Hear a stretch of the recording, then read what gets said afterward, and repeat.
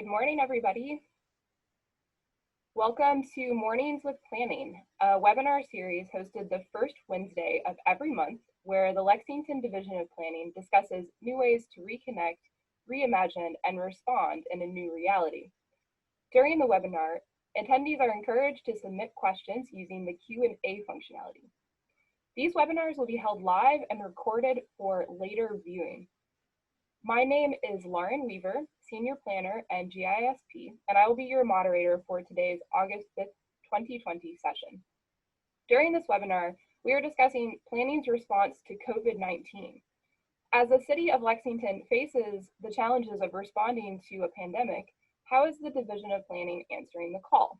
So enjoy your coffee or tea, and let's meet today's panelists.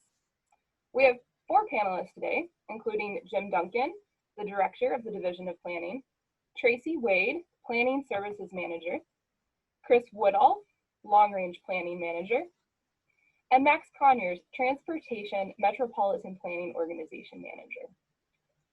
Panelists, thank you for your involvement in this webinar. Let's begin by giving our audience a better idea in just a few minutes of your role within the Planning Division and a brief overview of some important ongoings to help kick off the discussion and encourage questions from the audience. Jib, would you mind to kick us off with an overview of the division and some words about how things are going and the folks we have here today for managers? Thank you, Lauren. Thank you for hosting this, and thank you to our audience who is following this and those who will be listening later.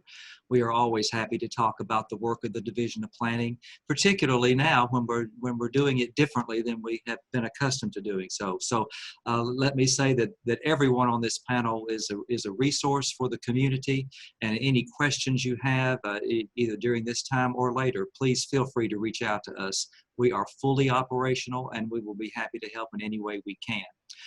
Most of the government did shut down except for emergency services for the month of April. But by the end of April, we were coming back in full force, and we are doing that in sort of in a different way than we were before COVID. We're keeping about 1/3 of our staff in the office now, and most of our staff is working from home, and some rotate in and out, but we are all practicing safety when we're in the office. We've got lots of hand sanitizer and gloves. The building is actually closed to the public, so the only people coming in and out are the family of planning, and so we're able to keep the work moving. But we've had to do that differently, and it involves mostly technology. Fortunately, we instituted several years ago a way for applicants to file their plans with us electronically. So that system was already well in place and working very well. And that not only means that people can file their plans with us, but citizens can view them. So there was already a system in place for people to look and participate in the actual work of planning. And now we've pivoted to a way to actually hold our public meetings through this electronic process, and we can talk more about that later. But Lauren, I did want to say that we are fully functioning, we are fully operating, we're just doing it different than we used to. That's great, thank you, Jim. Let's shift to Tracy now. Tracy is in planning services, and she has been essential for pivoting to online technology. So maybe you can talk about that role a little bit in the context of COVID-19. Thanks, Lauren. Yeah, like Lauren said, my name is Tracy Wade. I'm the Planning Manager for Planning Services. Planning Services' role in the Division of Planning is to process our applications that come in through Acela and the Citizen Portal. And that means presentations to the Planning Commission, but also to our Board of Adjustment. Those are our 2 main decision-making bodies. And then also, we do process a lot of minor applications that don't involve decisions by either of those bodies. And so we do have a day-to-day customer service role as well, answering questions for the public, applicants, design professionals, whether they're preparing to make an application or they're in the midst of an application that's being reviewed. So we have had to change the way we react to obviously the COVID stuff, because we don't have day-to-day interaction with applicants or with the public in the same way. They can't come to our building and ask questions and see a plan and have a face-to-face interaction. So we've had to utilize Zoom quite a bit more to have teleconferences with our applicants and share information via screen share. But it has encouraged, I think, our whole system to kind of become more electronic and technology driven. And that, I think, will help us in the future. The Division of Planning was starting to think about ways to use technology in our public hearings in a different way to allow some different kinds of public input earlier and throughout the process. And so this, to me, has the COVID and our response to it has kind of highlighted that those ideas were very valid and can absolutely be plugged into our current process. Thank you, Tracy. That was a helpful overview. We'll move to Max now, and the Metropolitan Planning Organization, otherwise known as MPO, is how it's referred to in our neck of the woods most commonly. Max, I'm sure you've seen some interesting trends in your role in the MPO, and I understand you guys have a lot of stuff going on with corridors right now as well. Can you talk just a little bit about that? Yes, thank you. Thank you for this. This is really a nice format, I think, for everybody. I'm really happy that we're all together like this and being able to share what we do with the public. I'm Max Conyers, as Lauren said. I kind of wear two hats. Our section, we are the transportation planning section for the Division of Planning. We support Tracy and Chris, their sections.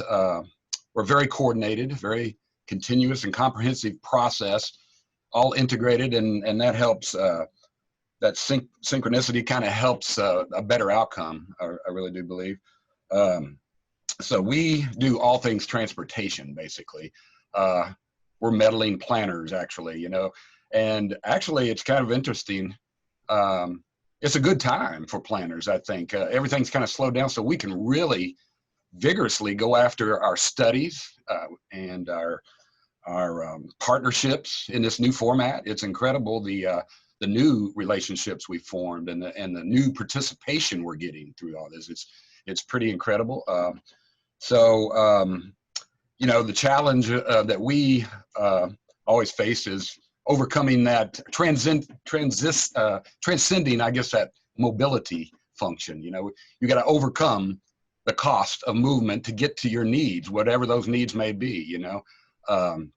And then I think the planning division does a good job of making those needs efficient with the land use. So if your needs are close, integrated, then everything's there for you. And then you can take the long-term trips for fun, but those day-to-day functionings are efficient and the interaction is efficient. And so we look at, we're planning more today for people, not just vehicles too.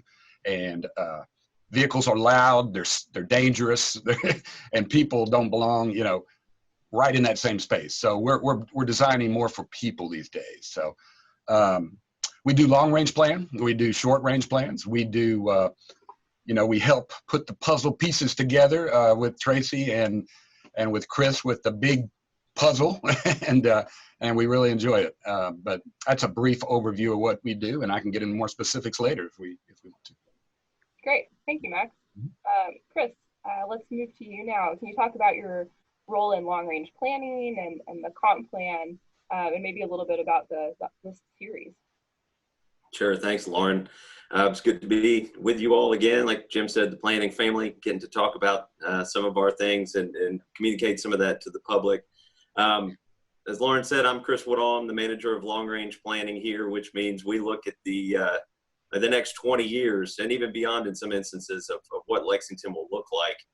We've got a really rich history of planning, long-range planning here in Lexington. I like to tell people that our first comprehensive plan was done in 1931. And that was just a few short years after the first adopted comprehensive plan in the country.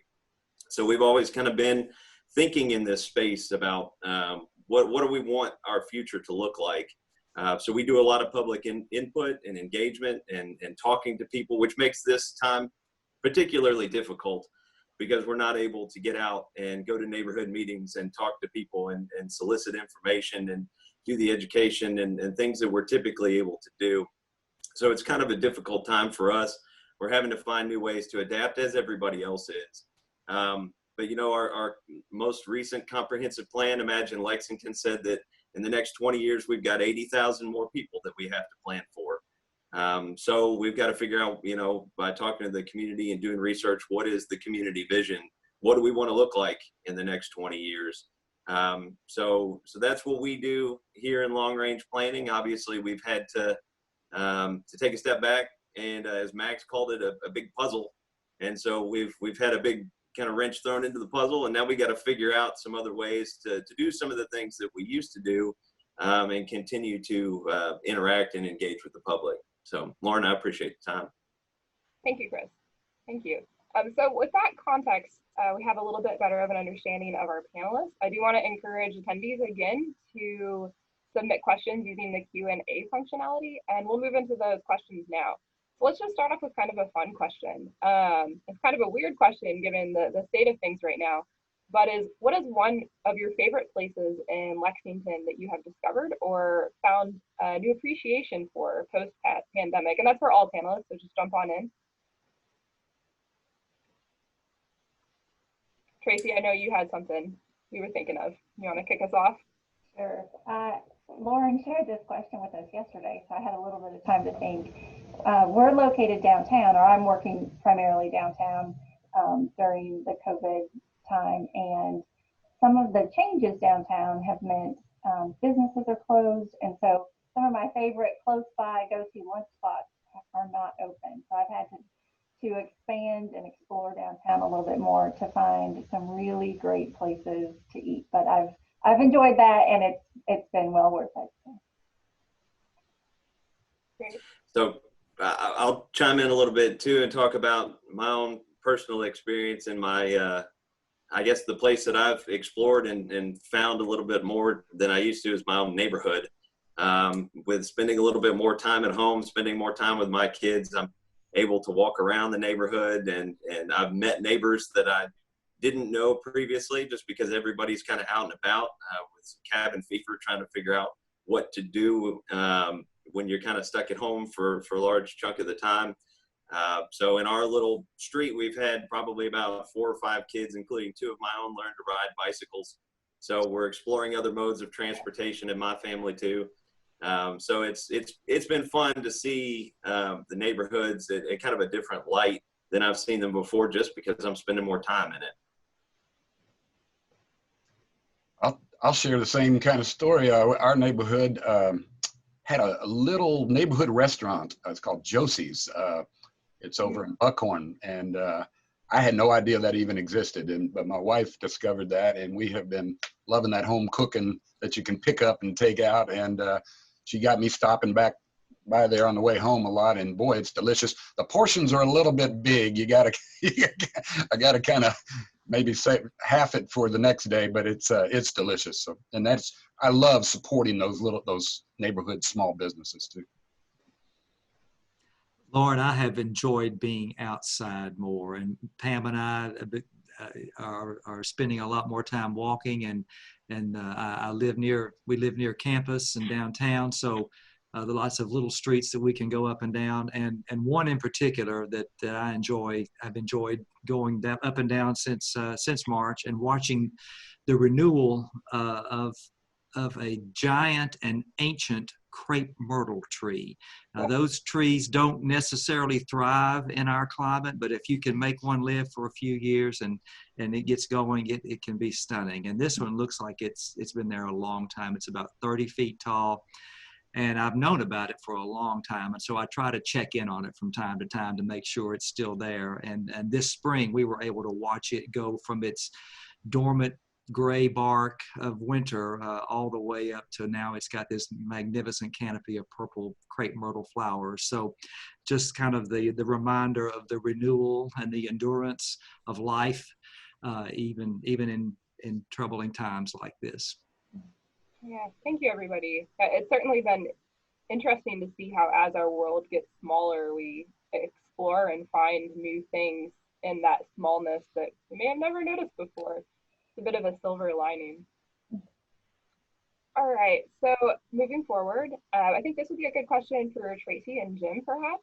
But if other people have perspectives that they feel like they have to absolutely get in there, please feel free to chime in. So this one, let's see, how is the Division of Planning restarting the formal decision-making process to keep things moving, especially given the difficulties of not being able to be together in person right now? And I'm sure you guys have seen technical, social, logistical issues. How have you faced those, and what solutions have you come up with? Tracy, I'll start, and I'd like for you to finish us up and fill in the blanks that we miss here. But Lauren, that's really the crux of what we do on a day-to-day basis, is process people's request for the use of the land. And we do that through a variety of ways, whether it's a zone change, a subdivision, a development plan, or even a request for an exception to the rules through the Board of Adjustment. And in the time that we were shut down, we weren't able to do that because, as Tracy explained earlier, there are some things that by statute and by ordinance that the staff just cannot do on its own, that those decisions have to be made by the officials of the government, the Planning Commission, the Board of Adjustment, and ultimately, in some cases, the Urban County Council. And so we kind of got slowed down with that, but one of the first things we did was reach out to all of our applicants and inform them of where we were. Now, we trusted that they were following the information coming from the governor's office and other places too, but we reached out to all of them to let them know what the status was and that we were working towards a solution. And so we were really only down for 2 months as far as processing formal decision-making applications. And by the beginning of June, we were up and running again. And in this type of a format, we worked closely with other aspects of government, the mayor's office, the Department of Law, our government communications. And again, I think one of Tracy's, the hallmark of this was good communication with our applicants to let them know what steps were being taken and then what decisions we had made about going forward with processing applications and how we were going to do that and how they could be a part of that. And to our applicants' credit, they have all been very understanding. They have all been very pliable. They've done what we've asked them to do. And so I have a great deal of respect for their willingness to switch and move forward in the way that we have. And so I feel like that under the circumstances, we've done just about as good as we could, particularly when we had no planning or run up to this process at all. You know, if we had been looking to design a new way of public involvement and public engagement, we would have spent months doing research. We would have maybe hired a consultant. We would have tested it. We would have done all sorts of things until we got it just right. In this case, we just had to jump in. And our staff, and I'm not only commending the applicants and the community for their willingness to go along with us, but our own staff in the Division of Planning for digging in, for looking for new ways of doing this, for coming up with solutions to problems, and for making this work. And so therefore we have had 2 successful months of public hearings and public input and been able to make decisions. We even scheduled an extra hearing in July to catch up on everything that we had gotten behind on in April and May. So as of this moment, we are fully caught up with all the applications that were presented for decision, and we're ready to keep moving forward with that. I certainly would like for Tracy to say a word or two as well. Thank you, Jim. I am thinking about kind of what's changed since March. I've been proud of our staff for, again, jumping in with both feet and making changes. And of course, I tell people, planners are agents of change, right? We are helping applicants, the decision makers, the public understand and get on board with things that are changing in our community, whether it's a new road or widening a road or a new land use. We're here to be the conduit for the decision makers and then the public to come together and understand the change and get hopefully get on board with some change and do it in the right way. But planners by nature are solution people, right? We're looking for a solution to a problem, whatever that might be. And our staff has identified, the problem now instead of land use on a daily basis was how are we going to move forward with our public hearings and public meetings and still make sure we're meeting the needs of everybody. So the needs of the Planning Commission and the Board of Adjustment as decision makers are different than the needs of the applicants and the public. And so one of our first things to do was make sure that we were communicating to the public that things are changing and here's how you participate and continue to participate. Here are instructions and tips for joining our Zoom meetings, some ideas about not having background, that's distracting, some of that stuff. So we trained also our decision makers separately. We share information with them. Normally during a hearing process, we're able to, because we're face to face, share paper information with them or graphic information on the overhead. And that's had to change.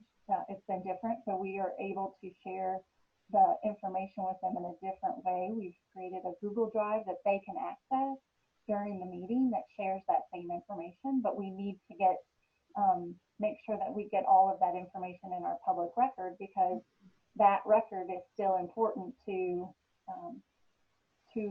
our decision makers. And then as they move forward too, in the future, people will look back and say, well, what happened during 2020? And they'll need to see the record of that. So we have to keep the record and make sure that that's available for everybody. I've been really proud of not just our staff, but the decision makers and the applicants in terms of jumping in with both feet to go along on this trip with us, and appreciate everybody's willingness to be flexible. That's Tracy. I was going to say too. I mean, you talk about the decision makers, and we've got zoning hearings that go for 7 hours from 1:30 to 8:30, and their ability to stay locked in on a screen when you can't even have that physical interaction. I think I've been impressed with their ability to do that, because that's a challenging thing to do. Absolutely. And it's not just our public hearings. We have other open meetings, and Max does too, that are, we may not be making decisions, but they're still open to the public. And we've moved those to teleconference. And so now they're available to more people than they have been in the past. And so that's been a real positive thing that I do think we will make an attempt to keep going, because we want to make our meetings open to the public, but they're not supposed to be hidden. It's a transparent process. And the more transparent we can be, the better, because again, we're agents of change. We're trying to get everybody to understand and get on board with things that are changing in our community. Thank you. That's great, guys. Thank you. Yeah, it's encouraging to see how quickly things can be adjusted to meet the needs of an ever-changing world. 2020 is definitely a different case altogether, but it's encouraging to hear how the catalyst of these challenging times might lead to better changes in the future, or things that stick around. So thank you for that work. So this next question is most prominently for Chris, but again, if you have something you want to say, please chime in. How is planning responding to or pivoting its list of action items from the comprehensive plan, Imagine Lexington, in the face of these times? Yeah, so that's a good question. Obviously, we are changing. We're doing things differently. One of the big things about creating that comprehensive plan with the community is engaging with them and talking with them. And we had over 10,000 people who participated in the process and the visioning to get to Imagine Lexington, the comprehensive plan. So it's been a cornerstone of what we do, and it's still a cornerstone of what we do. So with any new plan, there's kind of a learning curve too, about people understanding what's changed and where we're headed and things too. So following the adoption of the plan, most of the first year was about going out and talking to neighborhood groups. We did quarterly trainings for the public. We did monthly trainings for applicants to help them understand what's different with our process, what's different with this plan than perhaps previous plans.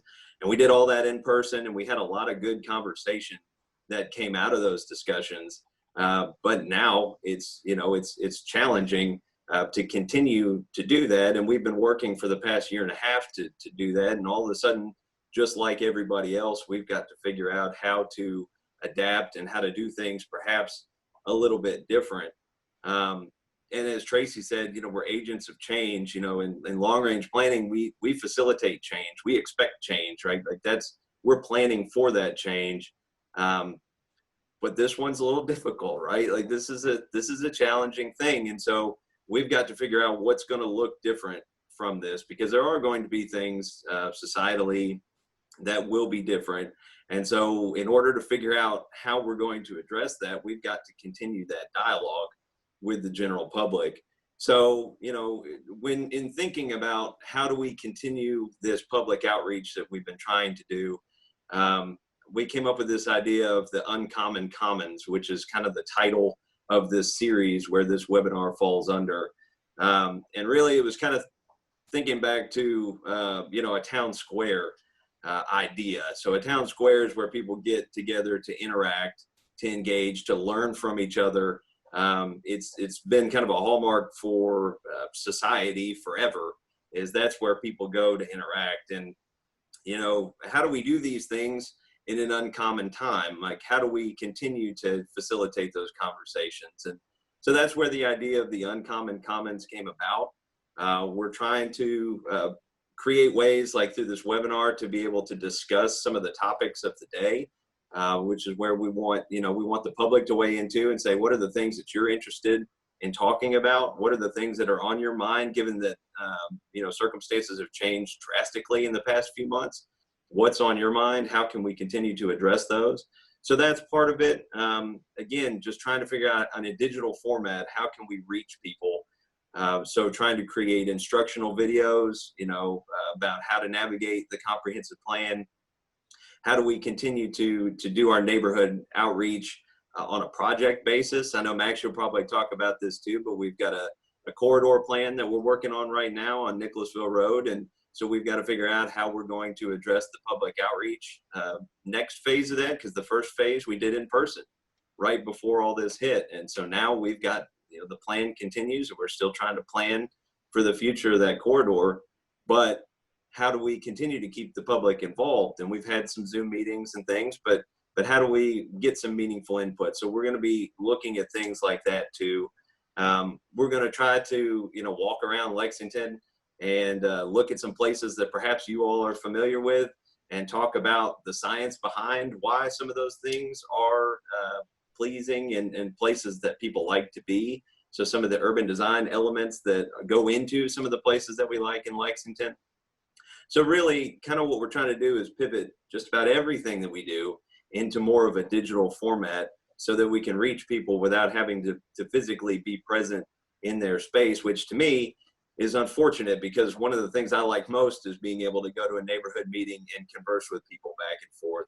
And so personally, that's challenging for me, because that was one of my favorite aspects of the job, is being able to have those discussions with people who care deeply about their community and care deeply about Lexington.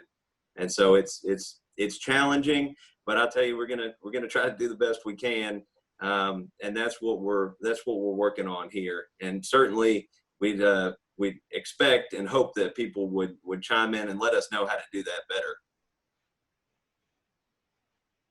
That's great. Thank you. The next question is probably best for Max. What is the reaction towards how we're using streets now, especially as we have a need to remain socially distant, and the transportation modes may be shifting a little bit as we're not necessarily needing to travel as far? Right, yeah, I'm sure everybody's noticed some shifts and changes.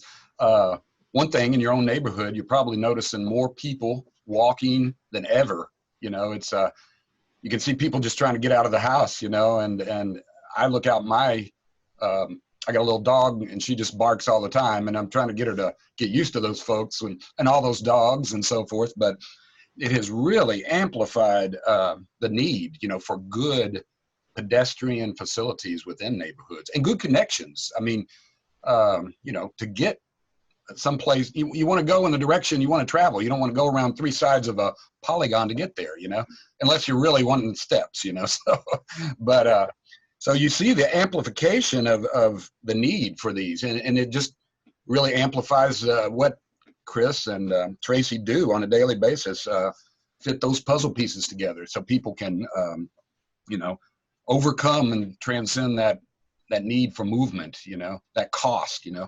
So another thing it's done is kind of reveal the essential need for things like transit. You know, these people depend on. Not everybody can drive a single occupancy vehicle, and we hope everybody wouldn't, because then the system becomes overloaded, just like our healthcare system can become overloaded. So,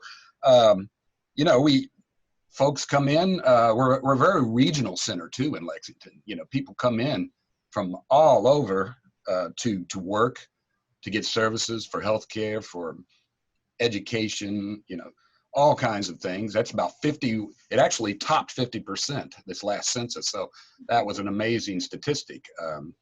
So we want to make good functional class system, for movement for these types of folks. But I think it's, again, we are doing more with bike and pedestrian projects than we have ever done in the history of our planning division. We get a dedicated surface transportation funds, federal surface transportation funds. We have to do a very good planning process to be certified and be eligible for those funds. But we're finding how well received that is in Lexington, and in particular, people just desire and love that. You can get 8 or 10 miles on a bike, and Lauren, this, probably more efficiently a lot of times in a car, and then the healthcare benefits of the health and mental and physical healthcare benefits you get from that are amazing. So we have our bike and pedestrian plan is we're trying to piece that as we go. We're making great progress with Town Branch Commons Trail and the Legacy Trail and all the trail systems we have that not only can be used for health and recreation, but it can also be used for commuting safely. They're separated. And so, it's just a good time to kind of reveal all this, I think, with the COVID hitting. And we also got to pay attention that at post-COVID, there's a lot of folks that say traffic congestion is going to come back, very strong because of that distancing. Not as many people will want to ride share and take transit as much. Transit's been hit hard. There's 50% decrease in ridership, but transit's resilient. They're good. They've dealt with hepatitis and all kinds of things. They know how to put things in place to keep people safe. The boarding and the off bus transactions and the distancing on the bus and off the bus facilities, so I think it's just a real interesting time, and we really got to continue to focus on our unique system and how we make it more, people friendly and safe, and give you that ability to have mobility and access to things and needs. Sure. Yeah. Thank you. Yeah, I've certainly seen more cyclists on the road than I have previously, even with reduced transit. And I've been hearing from my buddies in the bike shops that they keep selling out of their stock. So that has been a neat tidbit from this. Yeah, and one thing we noticed was the speeds of vehicle. The roads are just open, so speeds are flying, down the road. And so we immediately adjusted our marketing messaging, saying, slow down, be aware, bicyclists and the vulnerable users, be aware. Everybody be knowledgeable about how to travel, the right ways to travel, be seen, so forth. So anyway, that was another aspect that we had to adjust quickly back in March as our messages went out. We wanted to focus them on those messages in this crazy environment, Sure. Thank you. Mm-hmm. Thank you. So I think this next question may be best for Tracy and Chris. How are you addressing density and affordability in different parts of the city? That might be from the downtown vicinity as well as the suburban areas that may be experiencing different trends. And what role can ADUs or accessory dwelling units play in that? Sure. So I was going to take that one. So we've actually hit on a couple of text amendments that have recently gone through the Planning Commission to tackle both these issues. So the Planning Commission, I can't remember exactly when the text amendment was recommended for approval by the Planning Commission, but tackling the accessory dwelling units, that's something that we think can provide some incremental density, certainly in our neighborhoods, and so we've got the Planning Commission has recommended approval. of that text amendment, and the council currently has that in their Planning and Public Safety Committee. So we see that as being an option for, again, the comprehensive plan talks about creating housing choices and options. And so while that may work, it may work in some circumstances, it's certainly another option, another available tool that could potentially be there for neighborhoods. Again, that's a text amendment that went through the Planning Commission. It's now in the Planning and Public Safety Committee. But we also have another one that tackles. And Chris, if I may jump in, and Lauren, to say a word about ADUs and just about the public process that took us there. We worked with a variety of agencies to develop that text amendment, which is an amendment to the zoning ordinance that would allow accessory dwelling units, and brought forth what we thought was a best practice recommendation. And then as we took more public input, Planning Commission input, we continued to modify that text amendment so that by the time the Planning Commission reviewed this at a formal public hearing, it had specifically addressed a lot of the concerns that had been raised during the public input process. So that's just a way of illustrating how, as everyone here has said, that this is a process that we very much value as far as the public input and what the public can bring to the decision-making process, and how responsive we are. It's not just the staff bringing forward some recommendation that we've read about in a national magazine, but it is something that by the time it gets to the decision-making process, it has been curated by the local people of this community. And that's where we stand with accessory dwelling units. We feel like that what's before the council right now is something that addresses most all of the concerns that have been raised by the community. And we are hopeful that the council will continue to move this forward. In terms of density, the most recent comprehensive plan didn't make this change. It was actually the previous 2013 comprehensive plan removed we removed in terms of responding to it, density caps on properties. And so previous to that, up till about 2013, the staff would often recommend a density cap for a property to ensure it was in agreement with the comprehensive plan.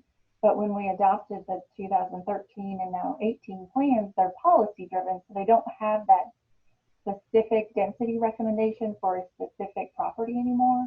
And so I think that makes the properties more, or the developer gives options for more flexibility in terms of meeting the different types of housing that's available within an area or on its property if it's big enough.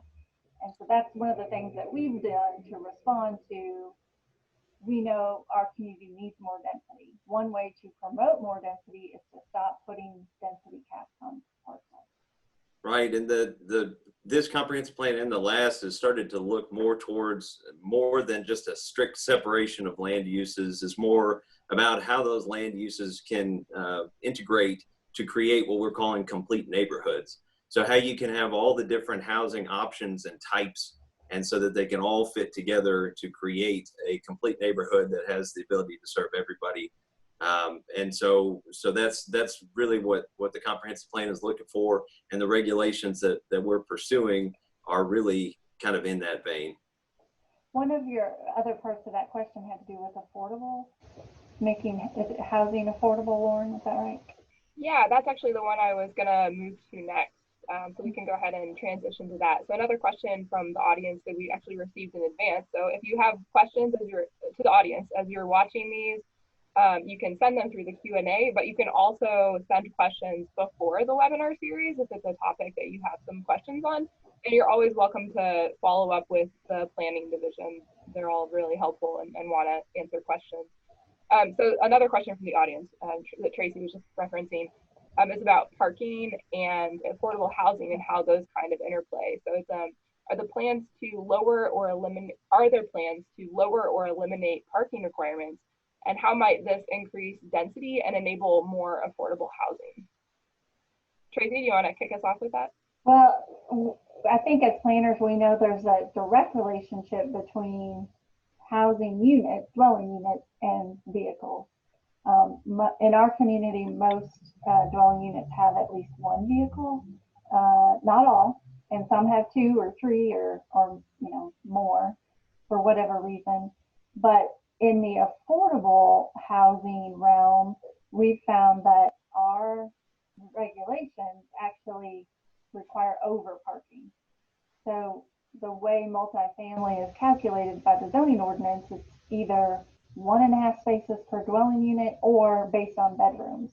So when you have an affordable housing project that uses 2 and 3 bedroom units, they're penalized and have to provide almost three parking spaces for every unit.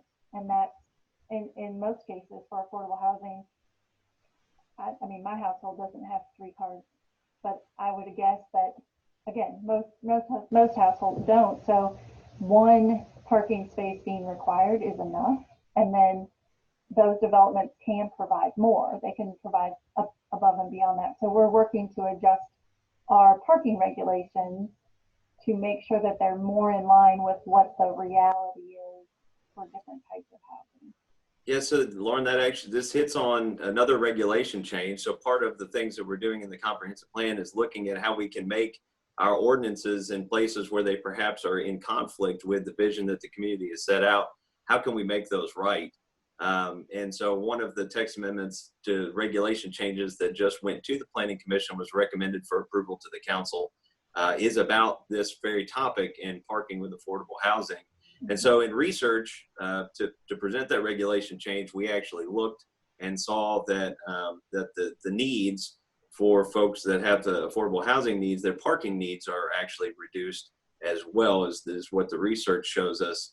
And so, of course, with that becomes accessibility to transit is really important. Accessibility to bicycle and pedestrian facilities is incredibly important. But our research has shown, like Tracy said, that our regulations were asking too much of affordable housing developers. And in fact, in the course of pursuing those regulation changes, we actually heard from a lot of our affordable housing providers, both internal to the government and folks outside who are practitioners. And they also said that they could have provided additional units, but instead, in some of their developments, but instead they had to provide parking, which then they also had to maintain in perpetuity. So it's kind of a double-edged sword there too. So we've heard from them that that's a need, and so we're pursuing some regulation changes, and that has moved on to the council at this point too. I got an interesting fact about parking right now with the COVID. We have worked with the mayor's office to use unutilized parking for restaurant capacities to be able to space out and so forth. Of course, you got to do that very safely. You know, you got to make sure if it's close to the road, they want barriers and so forth. But if you have vast parking, you can almost just put the tables out in the parking lots and make sure they're protected. But like Chris said, make sure the pedestrian ways are preserved and the bicycle ways are preserved too. But that's been a very interesting, and a lot of restaurants have utilized that space right now to weather this storm of it's hit them so hard, you know. So to be able to use that space is pretty interesting. Yeah, thank you. Yeah, that's a really important topic to be discussing right now. Just a tidbit of data. I believe this is from the American Community Survey 5-year 2018 data. In Fayette County, so the urban and rural service areas, 15% of renter households do not have any vehicles. So I thought that was pretty interesting. And that's 2% for owner-occupied homes. But at 15%, when we're looking at affordable housing and really needing to meet that demand, those numbers matter. Right, because the land that you're using for parking has no return, right? It's just a cost for the developer long term. But if it can be a dwelling unit, there's a return on that. There's an income, and it obviously benefits our community the more units we have available. Thank you. So let's shift to, well, actually, this is on the same topic. So as we talk about affordable housing and density and parking requirements and different modes of transportation, something that came up is the Mayor's Commission for racial justice and equality, and what role planning might play on some of those topics like housing and gentrification, for example. And that anybody just jump in. Lauren, we have actually been asked to be a resource in support of the work that those committees are doing, and so we have been sharing information with them, data, to help inform decisions, so that we're making them based on information that we can confirm and verify.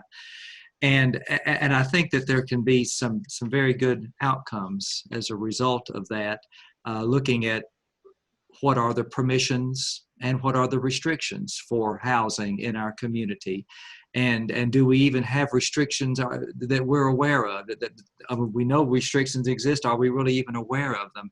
And so, where is the mismatch in where we can provide for the needs of our community, whether it be housing, jobs, transportation, education, community services?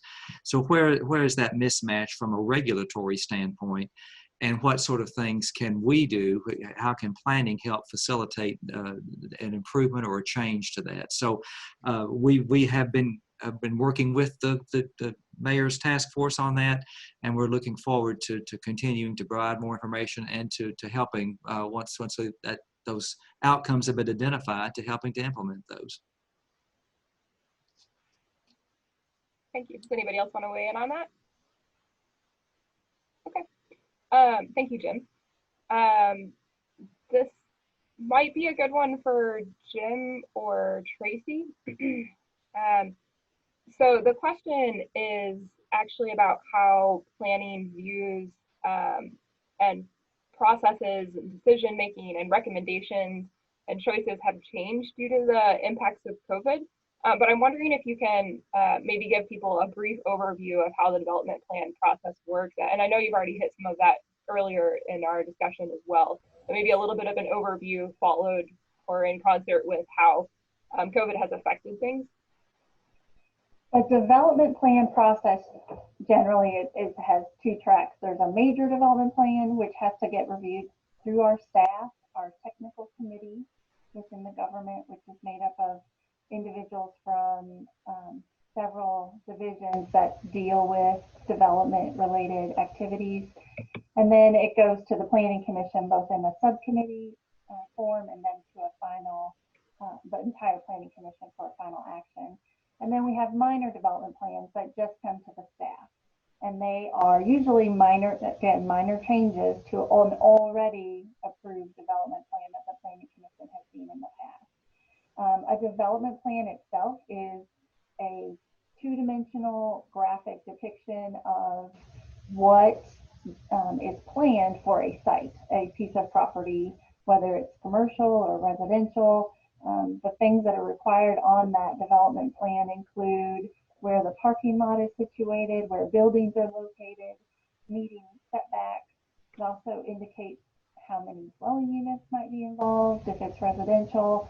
And we make sure to identify environmentally sensitive areas to avoid those, and anything else that might be relevant to our decision makers. So access to a particular road and where that can be to make it the safest. So our development plan process has remained the same. It's still an application and then eventually gets to the planning commission. So that particular piece hasn't changed for us with COVID. I think some of the types of applications we've received have been slightly different. We've seen a few more drive-throughs proposed because of the need by our restaurateurs to not have indoor seating. They want to have more opportunities, whether it's adding a lane for a drive-through or just if they've never had a drive-through, have that available to their customers. And maybe in the past they hadn't needed it. So that's one change we've seen. So, not thinking of any other obvious. I'd kind of chime in a little bit too, is that the developers are having some of the same issues that we're having. So part of the comprehensive plan asks for developers and stakeholders, neighborhoods, communities to work together. And so they're having to figure out how they're going to do their engagement too. So I think from their standpoint, they're trying to work their way through that process and figure out how to engage with the public. given the same physical barriers that we're experiencing. So they're working their way through that and through the development process too. And also, I think plugging a product or an application that we have that's a resource for everybody is Building Eye.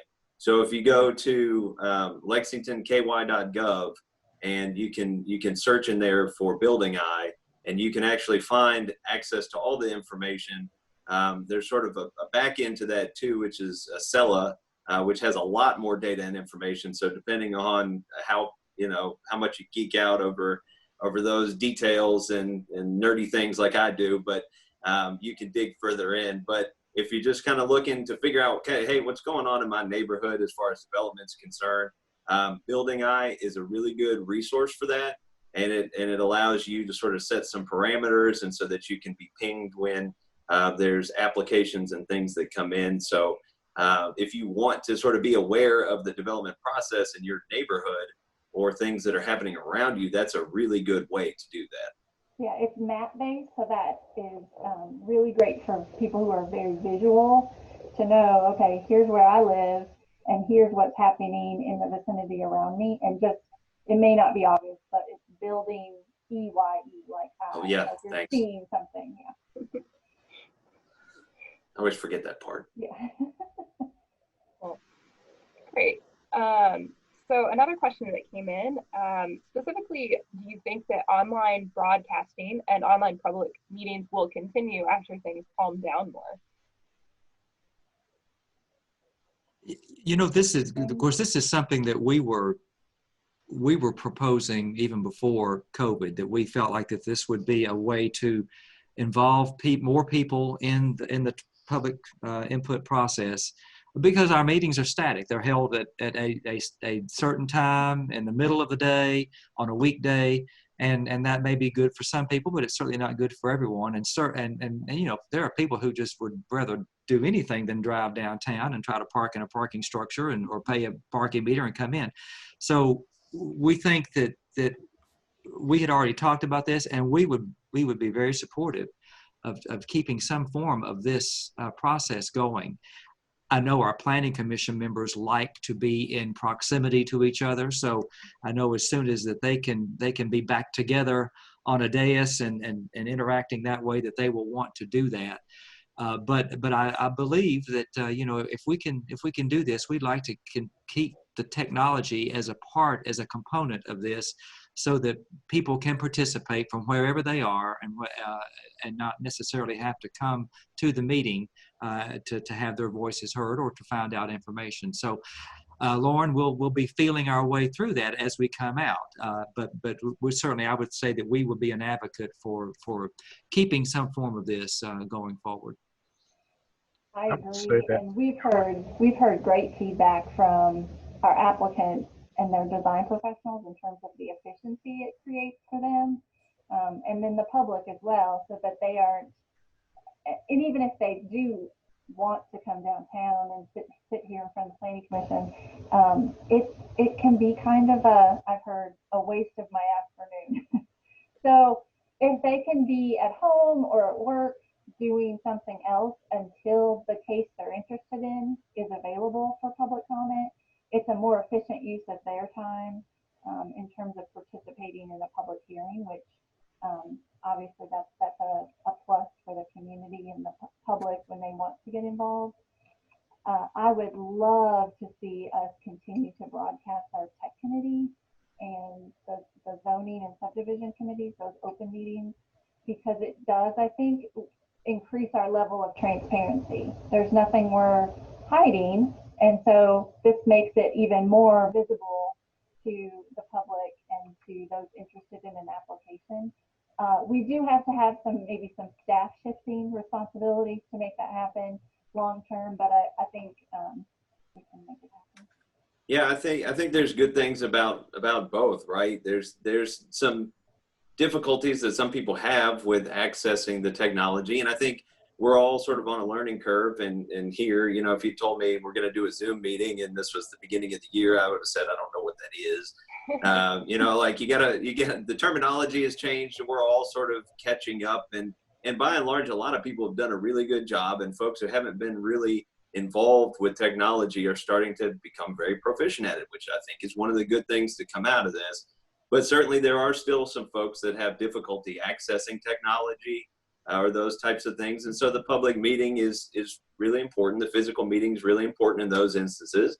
But you have working parents who can't necessarily dedicate an entire evening or they've got kids, but they can audit a meeting and wait until their turn comes up and they can say, all right, I've got my 2 cents to weigh in here. And so then now they've got an opportunity to participate, whereas before it just would have been physically impossible.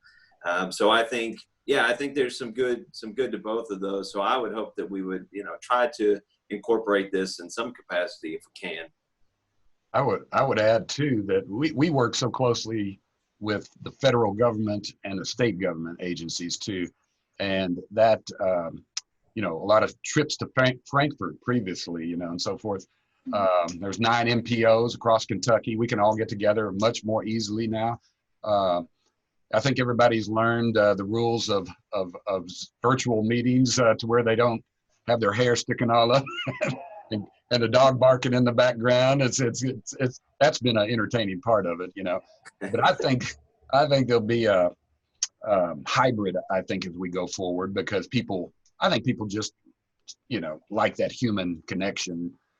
So I don't see that completely going away. But this is so efficient, and it's really like Tracy said, like Chris said, like Jim said, we've got new people coming in, and that's what it's all about, is getting that input, that coordination, and these knowledgeable voices heard. So, but yeah, we've heard from people like down in Atlanta at our transit regional office, which we hadn't heard from. It's a long way down in Atlanta, so we don't hear from them, but we've heard from them virtually, and really cool and efficient. So I see hopefully a hybrid of the two. Thanks. Well, we're about at the end now, so let's wrap up with a concluding question, and let's keep it brief just to honor people's need to refill their coffee and tea. So as we conclude, in a couple of sentences, what is a prediction or expectation you have for the future? And that's for all of you, please. So just jump in when you're ready, or I'll call on you by name. I think Lexington is going to emerge from this and be very healthy and do very well. I think we'll see some changes. Certainly from whatever's happening nationally will have some effect on Lexington, but we've also got some things in place to facilitate that. And so as retail needs change, as manufacturing needs continue to evolve, as schools change, I think we are resilient in our planning and our ability to help and respond to that. So I'm very hopeful, Lauren. I think that in the midst of all the sadness and tragedy that we have been experiencing and loss, that I think that we will emerge and we will be strong as a result. Agree with Jim. I like to take the optimistic approach, and I think there's a lot of challenges that the community is facing, and it's a difficult time. And we were forced into an awful lot of change that, quite frankly, we didn't ask for. And but as we've seen through our processes and just in our daily lives and engagement, everybody is adapting. And I think there will be some lessons that we learn coming through this. And I'm hopeful for what the future has. Yeah, I think we do our best when we're challenged, and especially here in Lexington. So I see the transportation area just kind of being so innovative and resilient right now. So and adapting. So yeah, I think everybody will discover new ways and better ways from this challenge. I agree. I would just add that I think one thing that will change is our community will get healthier, because we are making different choices. If people are working from home, they have more time to go for a walk or ride a bike, or teach their children to ride a bike, or whatever the case may be. So I see our community getting healthier, like physically healthier, in the long run. Yeah. Well, thank you, everybody. So we'll wrap it up now. We've had some really great discussion about how planning has responded to COVID-19, from using technology to adjusting the approach to public input and adjusting to the times and the trends that we're seeing and how the reality that we're all sharing is shifting right now. I'd like to thank the panelists, Jim, Tracy, Chris Woodall, and Max for participating in this panel. I'd also like to thank the back-end support. We have Sam Castro managing the Q&A and Stephanie Cunningham managing the technology, and we're very thankful for that. And as we move forward, we hope to continue to have great conversations. The Mornings with Planning webinar series will continue to discuss new ways to reconnect, reimagine, and respond in a new reality. And we want to hear from you. What topics should we discuss as we move forward with Lexington together? You can email us at imagine@lexingtonky.gov to let us know. We'll be back on the first Wednesday of next month, September 2nd. For more information on future sessions, to access the recording from this webinar, and to learn more about Imagine Lexington and planning, visit lexingtonky.gov/planning and imaginelexington.com, and follow us on our social media accounts. Thank you for spending your morning with us, and see you next time. Thanks, Lauren.